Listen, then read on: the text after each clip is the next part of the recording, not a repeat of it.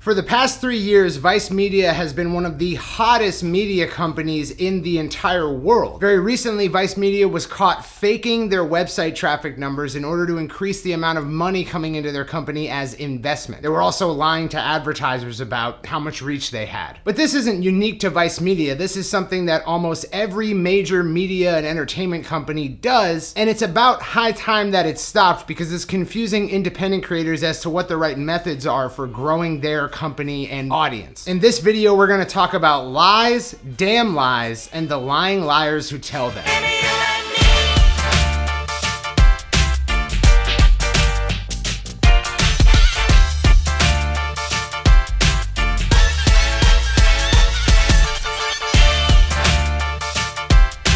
There won't be any snazzy videography in today's video or cool B-roll.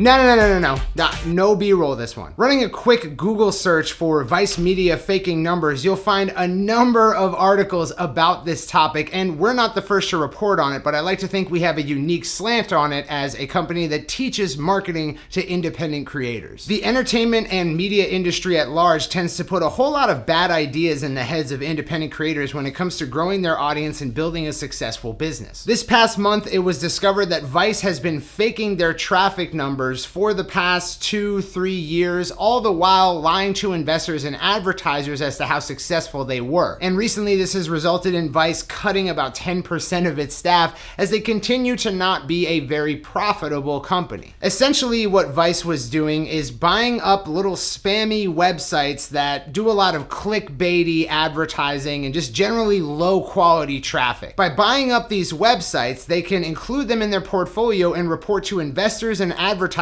that Vice Media has a reach of 50 million hits per month, when in reality, Vice only has 25 million, which is relatively high quality traffic, and this portfolio of sketchy, spammy websites represents the other 25 million. Obviously, all of these website hits are not the same quality traffic, they're not as useful to advertisers, but Vice gets to call it Vice Media. In this way, Vice is padding their numbers to seem more attractive to advertisers and investors, which is something that the music industry has been doing since the 1950s. In the 1940s, the music industry was ruled over by major record labels like CBS Records. These majors, which were usually just offshoots of television companies, had a lock on the jazz and lush pop ballad industry. So people like Ella Fitzgerald and Irving Berlin, they were part of that music industry. Then in the 1950s, a bunch of essentially mobsters got into the music industry and pioneered rock and roll. One of the early innovators in terms of rock and roll and indie labels was Morris Levy of Roulette Records. Morris Levy really pioneered Payola, pay for play, basically inflating the popularity of a given media property in order to make it more attractive to advertisers, investors, and the general public. The general public believes Vice Media is one of the biggest channels because investors and advertisers believe that's true. Well, same was the case for Roulette Records, and in the time there wasn't a very huge appetite for amateurish rock and roll music. What Roulette did was basically make rock and roll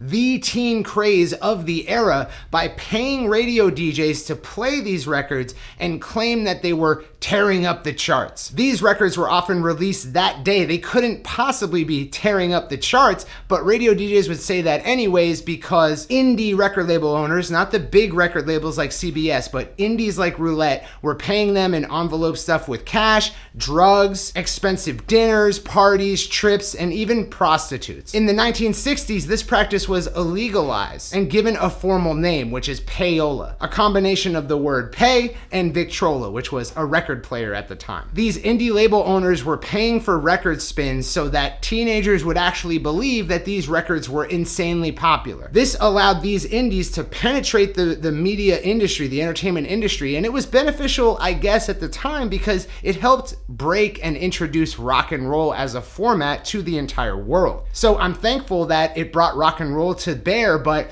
it definitely created a whole lot of problems. Paying to inflate your numbers or make yourself seem more popular than you actually are is a strategy that is eventually going to crash and burn, just like it is with Vice right now. When you pay to inflate your numbers, not only do you obfuscate the true nature of your popularity, popularity for your audience, but you do it for yourself as well. You can't track and measure your progress because everything is one big lie. So paying to get on this blog, or paying to get this many YouTube views, or paying for Instagram followers are all practices that are going to inflate your numbers but not actually add to the value of what you're building. Same with Vice purchasing all these sketchy websites to pad their numbers. It wasn't actually giving their advertisers more quality traffic. It was just lying to everyone for a short-term benefit. Record labels do this all the time. It used to be in the form of literally paying radio DJs cash, but now is in the form of buying playlists. On Spotify right now, record labels are snapping up playlists from independent curators. They're not rebranding these playlists, they're not re-centralizing them, they're running them as if they were still run by independent curators, when in fact, it's the label telling you what they want you to believe is popular. But it's not just record labels doing this. Spotify is also snapping up independent curator playlists so that they can run them as their own property. Why?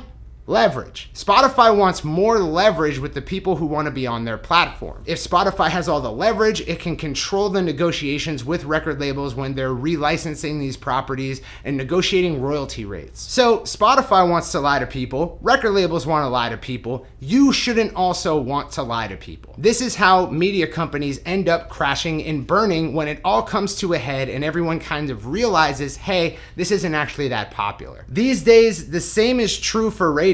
And nothing's really changed. I mean, you really can't get radio coverage unless you go with a major label. That's why you very rarely will ever hear Chance the Rapper on radio. And it's why Macklemore was able to get on the radio in the push of his debut album. When Macklemore hit the scene with the Same Love and the Thrift Shop, you tended to hear those songs on the radio a whole lot, but he was claiming to be independent at the time. But it wasn't the case. Macklemore went to the labels and said, hey, I don't want to sign with you, but I do want your radio promotion support. By leveraging the radio departments at these record labels, Macklemore was able to get on the radio while still remaining quote unquote independent. And this is still true to this day. You will not get long-term radio support, major spins, or playlisting on the radio unless you have the support of a major record label. These large radio conglomerates like iHeart and Clear Channel before them are pretty much the same as the record labels. They all have the same mission. They share a lot of personnel back and forth between them, just like lobbying in Congress. Someone leaves iHeart to go work for a record label. Someone leaves a record label to go work for iHeart. They're pretty much in bed with each other. And the same is becoming true for Spotify. You should closely watch the Spotify space over the next couple of years to see the exact same things playing out in Spotify as you saw with Radio Payola in the 1950s and 60s. We should see the exact same bad behavior that we saw back then. So it begs the question, is this bad? Is it wrong? What are the drawbacks? What are the benefits? It is my opinion that if you're using Payola, pay to play, or just faking your numbers, artificially inflating things to seem bigger than you actually are, it may work in the short term. It may provide you a short-term bump. It may actually get you to the heights of fame, but it's all going to eventually come crashing down, in my opinion, just like it has for Vice Media over this last month. Maybe this isn't the death stroke for Vice Media. Maybe Vice Media is able to continue on into the future, but that would take restructuring their company to be built on the fact that they only have those 25 million hits per month, not 50 million. Because they were building a company around the concept of twice the hits, their whole infrastructure is wrong for the type of business they're actually running, which is why they have to scale down their staff and cut the budget as much as they possibly can. It's because they're running a 25 million hit company, not a 50 million hit company, and by lying to themselves and others about that, they've built the wrong business. And that's definitely, if you're an independent creator, what you should not do. There are all types of great ways to use Spotify and even radio to get real results, real numbers, and actually build your creative business. But there's a lot more wrong ways to do it. After reading this article about Vice Media last week, I definitely wanted to come here and just kind of report my thoughts on it to you guys, because I've been following the close relationship between record labels and music curators for a long time. It's kind of been my life's work. Books like Hitmen, Power Brokers, and Fast Money in the Music Industry paint a vivid picture of how the record industry has always been based on this inflated lie about what is popular and what is not. I'm not here to say that talent doesn't factor into it. Of course, major talents were behind some of these great successes for these record labels. But oftentimes, there was not an accurate view of how well those artists were doing and how popular they actually should be. When you fight the natural order of things and lie about the popularity of things, or pay to get others to lie about the popularity of things,